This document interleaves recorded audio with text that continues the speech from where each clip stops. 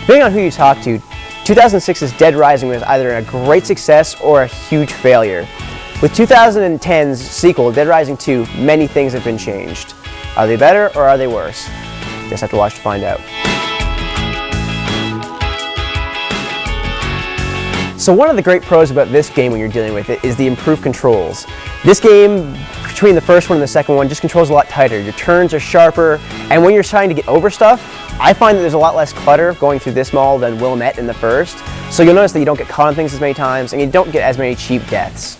Another great part of that is the fact that with your leveling up in this game, it's based off of making really cool combo weapons and saving survivors like the last one. However, those combo weapons, when you use them, are a whole lot cooler than trying to take snapshots from the first game. You'll get stuff like the chainsaw paddle, where you combine a paddle from a paddle boat with a chainsaw and just start running through zombies. That's even not the weirdest of these this game has to offer. One of the worst ones for that is the fact that you can put on a Lego head and attach a propeller to the top of it and just start mowing through zombies. So that alone is pure entertainment right there. It's great. Another great fact about this game is the survivors in this game. If you've played through the first one, you know what a frustration it was to try and get those survivors back to the safe room without getting them killed by hordes upon hordes of zombies. They'd constantly be getting stuck on walls or just running in circles. The AI just wasn't great for them. That's fixed in this one. When you've got like 4 or 5 guys that you've just saved running behind you now, you don't have to constantly turn around and be like, oh my god, am I going to get one of them attacked by a zombie if I'm not paying enough attention? Or are they actually going to work? And in this time, it's just, they'll plow right through and have a much easier go of it.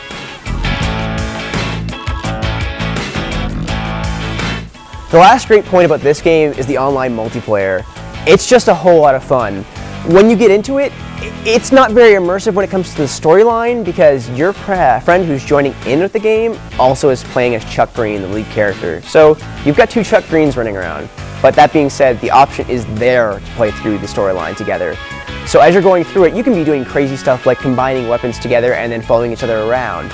One of the experiences that I had with such a thing was combining a battery with a wheelchair to make an electric wheelchair, and then my friend coming up and being like, yo man, try this out, and throwing a gun on that wheelchair. He would then proceed to sit down and start mowing through crowd after crowd of zombies with just firing guns left, right, and center as I'm running along behind laughing like an idiot. It was so much fun. That being said, also with online multiplayer, it does have a competitive mode. The competitive mode has to do with the reality show that Chuck Green is from. And when you go through it, it's got a lot of really weird modes to it, like a hamster ball mode, where you're basically in a giant hamster ball, a la like American Gladiators, and just plowing through zombies and just trying to rack up as much points as you can against 3 other guys at the same time. Other cool thing about that is you can earn money from it. So if you're in first or second, you'll earn a whole ton of money that you can then import back into your single player game, which comes in super handy.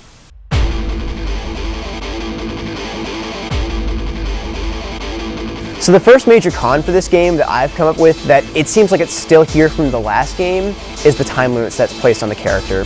So when you're playing through this, as you're going to get survivors, they may be easier to rescue, but there's still an extreme time limit on how long you have to get there and get them back to the safe room without having you fail out on the mission.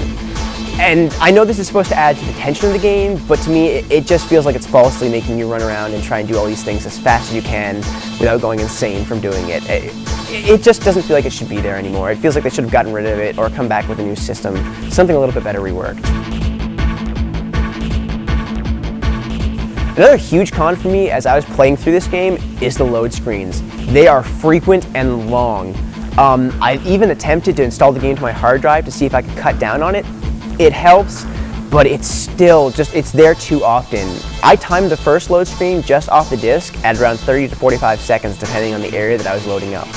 Now when I installed it, it did cut it down to about 15 to 20 seconds, but considering the amount of times you're jumping from area to area, this starts to get really noticeable. So you'll be playing the game and you've got yourself a survivor coming behind you, and if they're not within proximity to the door that you're going through, you're going to go through, load for 15 to 20 seconds, get there, realize, oh my god, I left them behind, have to jump back, load another 15 to 20 seconds, save them from the zombies that are being eaten by, go back to the door, load it again for another 15 to 20 seconds, and then start going through them all. That's a lot of wasted time, and it really takes you out of the atmosphere of the game.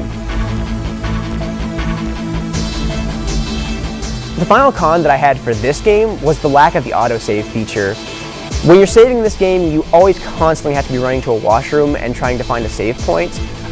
So say if you're about to go into a boss fight that you know is going to be really difficult and you forget to save, guess what? You're going all the way back to the save point you were at before. And if you forgot to save in the last like 30 minutes, you have to do it all over again. It is the worst thing ever. I had to the point where I was at the last boss in this game, forgot to save just before I went up to attack him. He killed me because of the fact that this game is super hard with the bosses, and I reloaded into a 30-minute save later. Needless to say, this made me not want to play the game and get super frustrated. I did get up the courage to go back in there and start over again, but I was plowing through it just unhappy as I could possibly be. It needs an autosave. It should be there at certain points, and it isn't. So overall for this game, even with the detracting factors of autosaving being poor and the load screens being long, it's such an improvement over the first game. I'm going to have to give this a thumbs up. It was a great game to play through. It was enjoyable. It was tense. It was campy in some ways, but not being really stupidly so. It's kind of tongue-in-cheek. It knows what it's about, and it's great at it.